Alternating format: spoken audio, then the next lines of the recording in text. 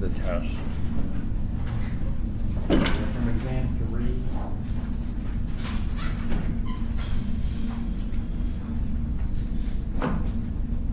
Let's take a look at number 30. Bonds and hydrocarbons. What would you say for number 30?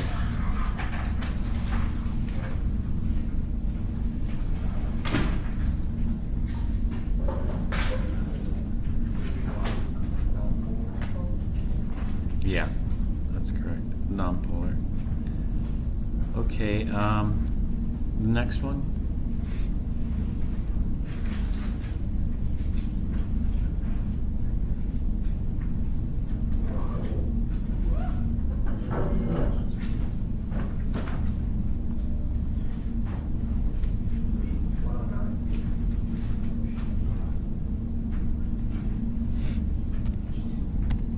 Okay, 109.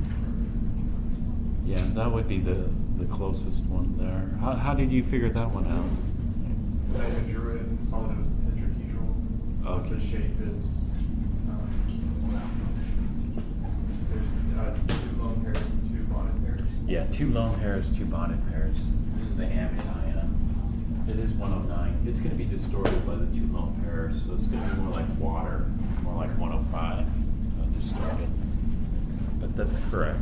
That's good. This one is probably best to draw it out. Let's go on here.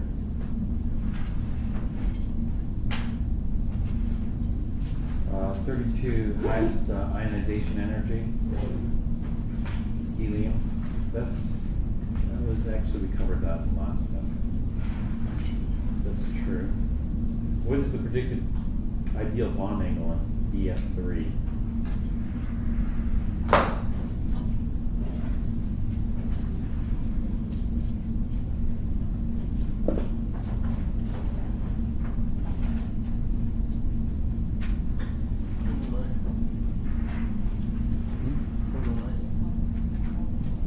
Is incorrect. Draw out the Lewis structure of EF3.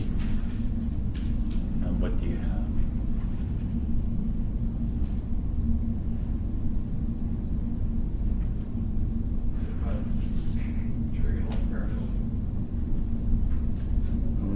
No, that's not correct either.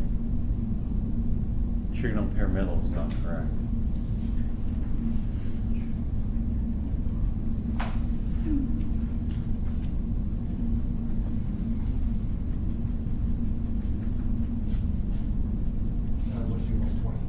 It'd be 120. It's trigonal planar. What does a structure consist of? 3 single bonds. 3 single bonds, no lone pairs. We talked about BF3 at length, so take a look back in your notes about why it doesn't double bond. But even if it double bonded, the ideal bond angle would be 120. 34. 34, how many resonance? That was covered in the last test. Bicarbonates, 2 resonance structures. 35, what is the shape of pH 3?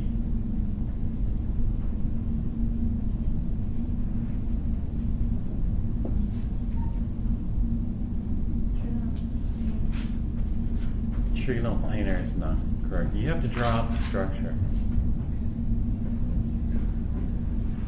Draw out the Lewis structure. Just analyze it based on.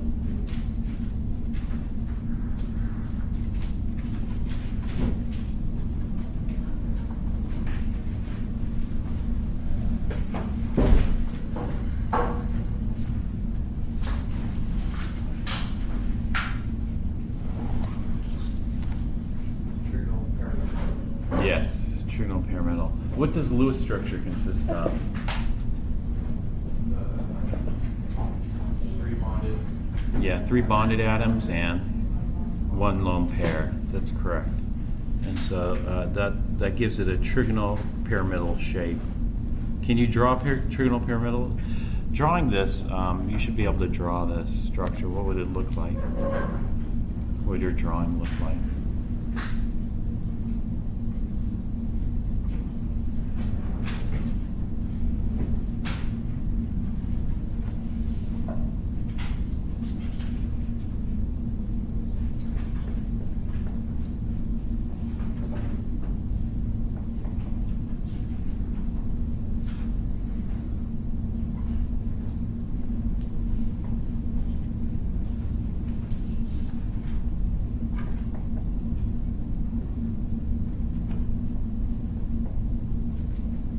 Something like that. That would be trigonal pyramidal. Okay, next, CCl4 is a polar molecule.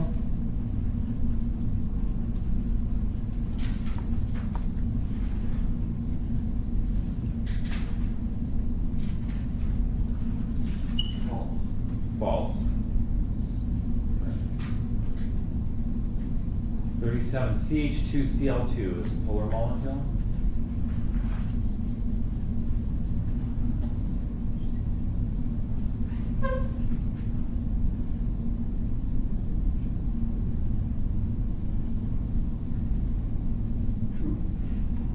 True.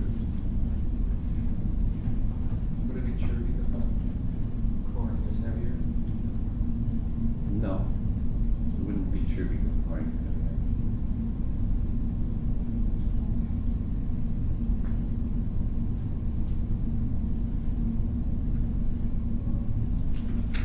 To determine if something's polar or non-polar, what do you do? You look to see if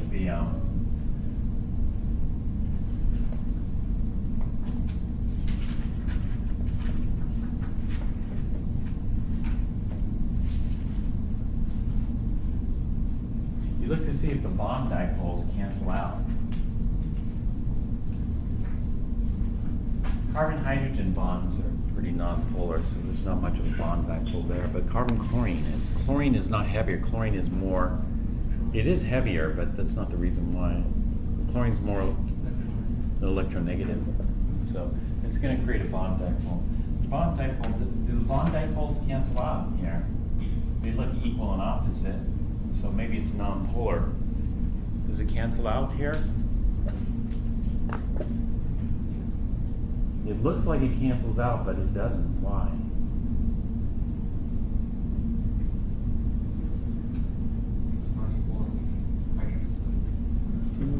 No, I mean, this one, the hydrogen side, even these will cancel each other out, don't they? Look like it? They would cancel each other out if this molecule were square planar, that is, it was flat. But it's not flat like a square. What's the shape of this molecule?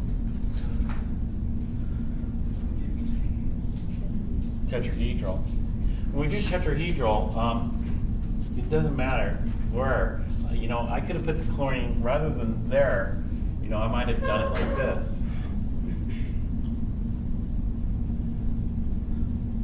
And then the two hydrogens here. It doesn't matter because all the positions in tetrahedral are equivalent. So here, if I put one chlorine up here, how can I put the next chlorine? I could either put the next chlorine opposite it or adjacent, but they're all adjacent to one another. And so it doesn't matter which of these three positions I take for the next chlorine, they're all the same. They're all going to be at an angle of 109.5. So it doesn't matter which one of these three positions I pick to put that chlorine, they're all equivalent. They're going to generate the same molecule. Here, the bond dipoles don't cancel each other out. The one bond dipole points this way, one bond dipole points this way. The net will go this way. And so this is going to have a net molecular dipole like this. And so if the two chlorines are pulling, that's the direction of travel there. Some people visualize the chlorines as horses pulling on a rope kind of thing. Which direction would it move? So CH2Cl2 is polar because the bond dipoles don't cancel each other out.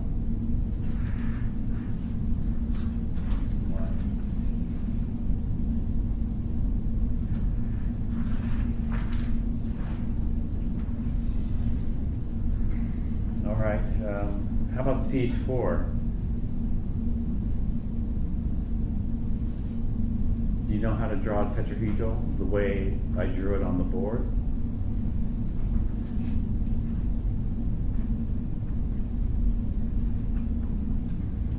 The way we did in class? If you can do that, then you're okay.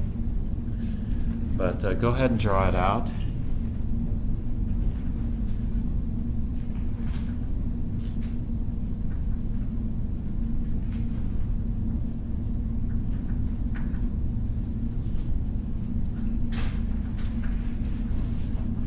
How did you draw it out? What does it look like?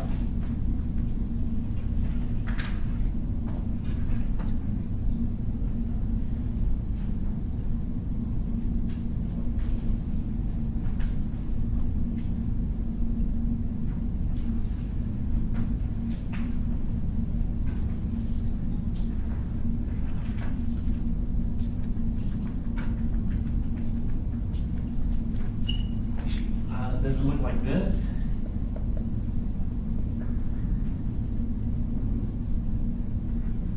If it looks like that, then you're going to be okay.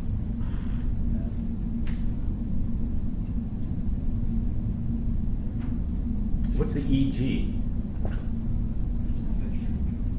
What's the MG? Tetrahedral. And the angle? It doesn't matter which two hypotheses you pick. The angle's always going to be 109.5. 109. You may have to draw more complex molecules like we did in class. Let's see what's next here.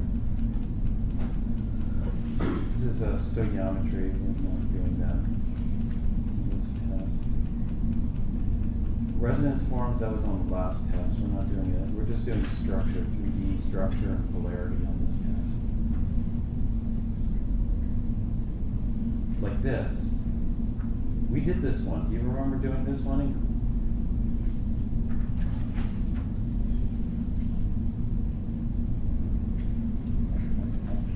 We did this one in class.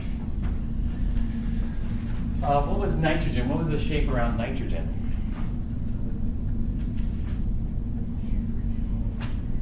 Yeah, trigonal pyramidal is correct. Around this carbon here? Tetrahedral. Around this carbon here?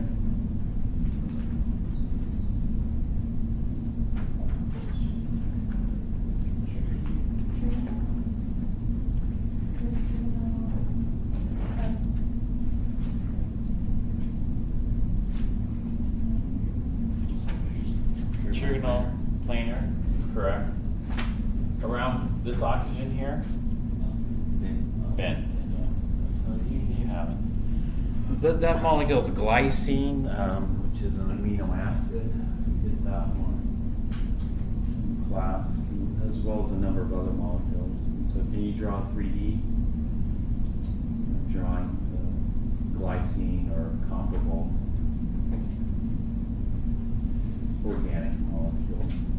Yeah. I'm going to describe it. Describe it, we can read the bonds. For example, the HNH bond, or the bond angles around nitrogen.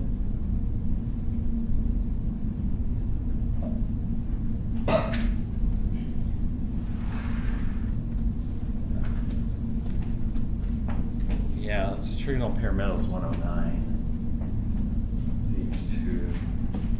Run like carbon is 109. Trigonal planar is 109. That's pretty much it. Let's go on.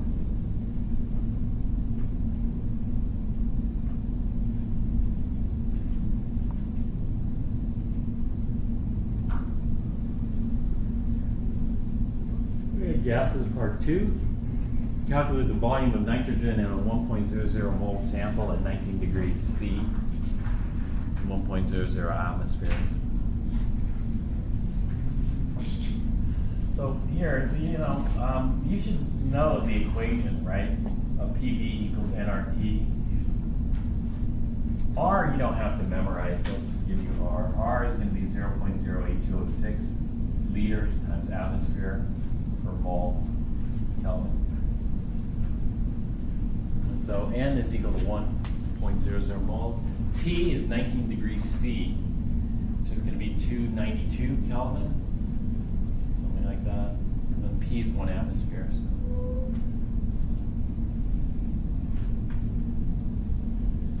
So what does that come out to? So let's plug it in here. N, 1 bar, 0.08206.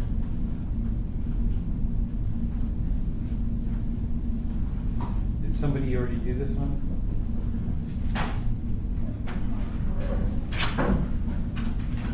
Let's see, 273 plus 19 would be 292 divided by P, which is 1 atmosphere. I got 23.96 liters. Make sure the units work out. So I get E.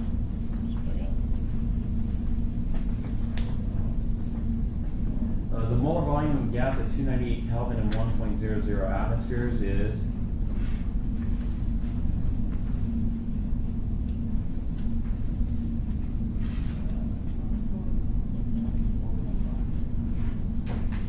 yeah, 24.5. So which one would you pick? D. D's correct. Those sig figs. Well, should be only 3 sig figs allowed there. So it should be 24.5. So this one, carry 1 extra. D. The average molar mass of dry air is 28.96 grams per mole. Calculate its density at 298 Kelvin and 1.00 bar.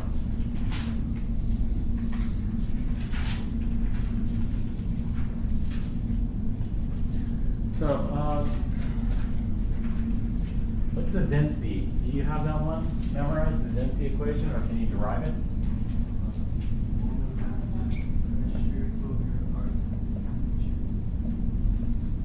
Over RT.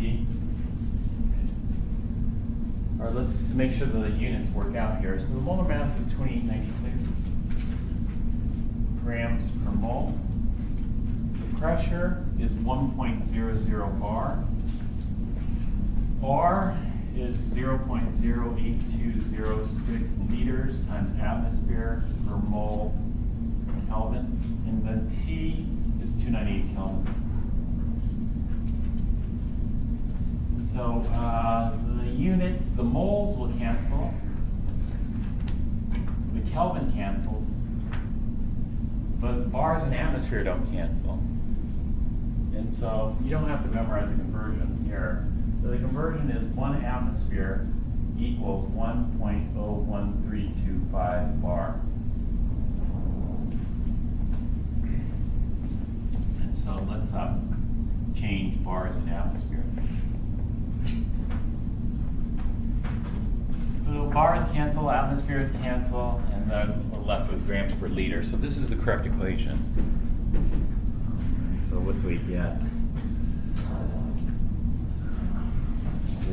28.96. Did somebody calculate it already? Divided by 1.01325 divided by 0.08206 divided by 298 equals 1.168. 1.168 grams per liter, which is which one?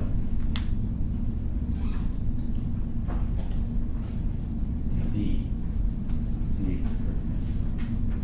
1.16. 4. Select the correct equation for the molar volume.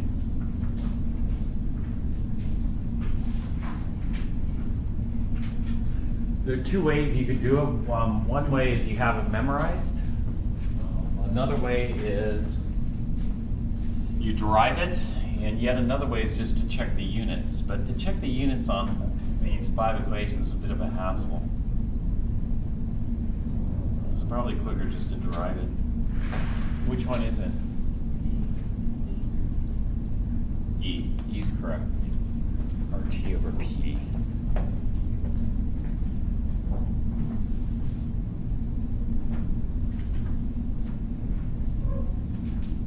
You should be able to derive it as well. We went through the derivation in class. How many liters of O2 gas are required to combust 1.2 liters of propane?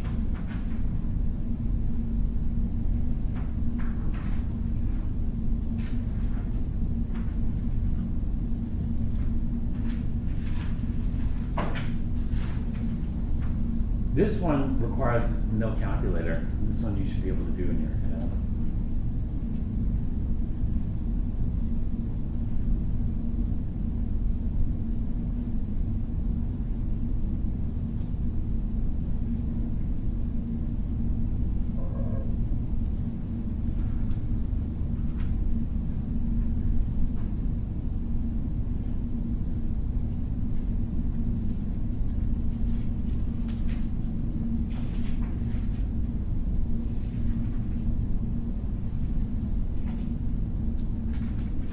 What was that, Avogadro's law? What was Avogadro's law?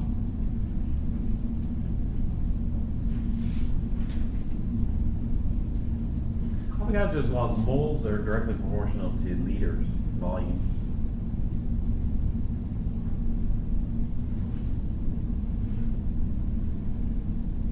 Moles of gas.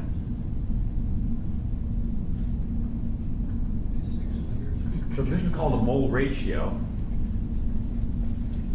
1, 5, 3, 4 is a mole ratio. But that mole ratio could also be a volume ratio because moles and volume are directly proportional to one another for gases only. And so 6 liters is correct. A. So if I burn 1 liter of methane, I'm going to need 5 liters of O2. So 1.2 liters methane, I'm going to need 6 liters of O2. So 1.2, I need 5 times more oxygen than propane. Sorry, propane.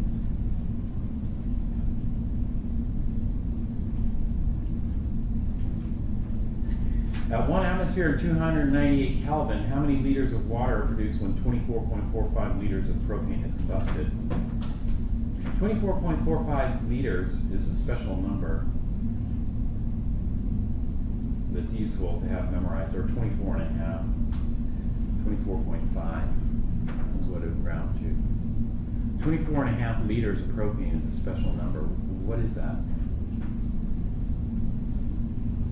24 and a half is a special number. Why?